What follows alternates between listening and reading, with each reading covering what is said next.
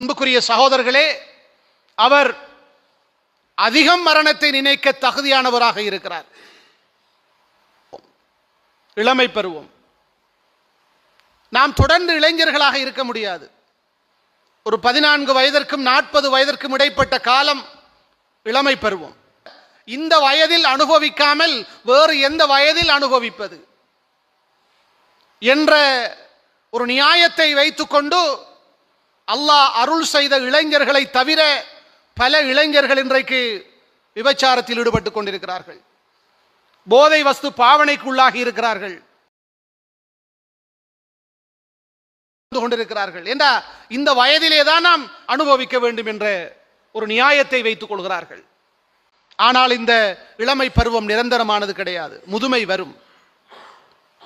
இளமை பருவத்தை அன்புக்குரியவர்களே சுவர்க்கத்தை அடைந்து கொள்ள நாம் பயன்படுத்த வேண்டும்.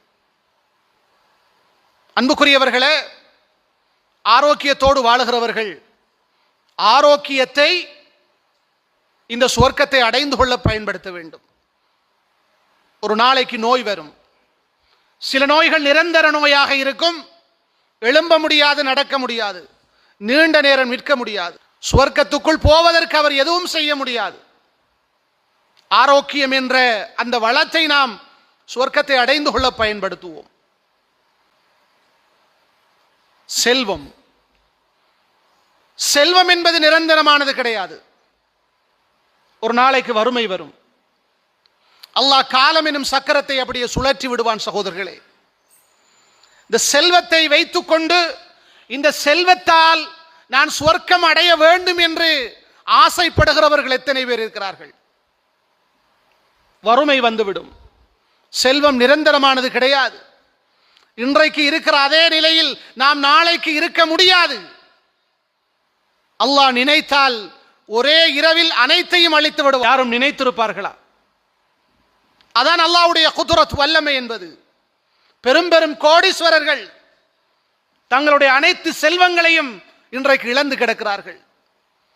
இப்படித்தான் இந்த உலக வாழ்க்கை என்பது. சகோதரர்களே, நினைத்து பார்க்க வேண்டும். அல்லாஹ் உலகத்திலே இப்படியான நிகழ்வுகளை அடிப்படை எங்களுக்கு ஏற்படுத்துகிற போதெல்லாம் நாம் படிப்பினை பெற வேண்டும். எனவேதான் அல்லாஹ் தந்திருக்கிற அனைத்தையும் நாம் சுவர்க்கத்தை அடைந்து கொள்ள எப்படி பயன்படுத்தலாம், அப்படித்தான் நாங்கள் யோசிக்க வேண்டும்.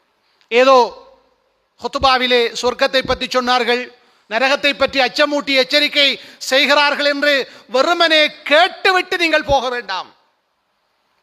உங்களை கேட்டு பாருங்கள் சகோதரர்களே, இளைஞர்களே, ஆரோக்கியத்தோடு இருப்பவர்களே, செல்வந்தர்களே, உங்களை கேட்டு பாருங்கள். எனவேதான் இவைகள் அனைத்தை கொண்டும் அன்புக்குரியவர்களே நாம் சுவர்க்கத்தை எப்படி அடைந்து கொள்ள முடியும் என்று நாம் யோசிக்க வேண்டும். அதற்காக நாம் பயன்படுத்த வேண்டும்.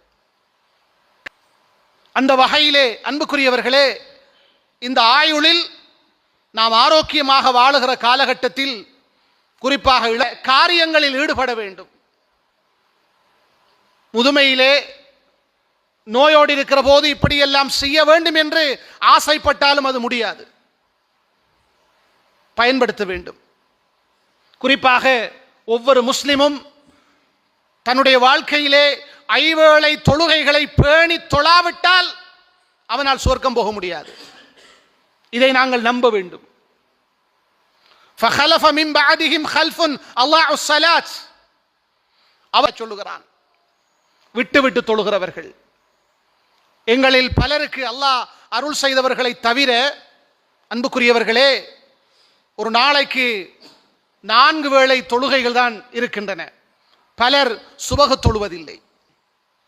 பலருடைய வாழ்க்கையிலே சுபஹ் தொழுவதில்லை. கடும் பொடுபோக்காக வாழ்ந்து கொண்டிருக்கிறார்கள். முடியும். அப்படியானவர்களை அல்லாஹ் மன்னிக்க வேண்டும். அதிகமாக சுஜூது செய்வதனால் நாம் சுவர்க்கம் நுழைய முடியும் இன்ஷா அல்லாஹ்.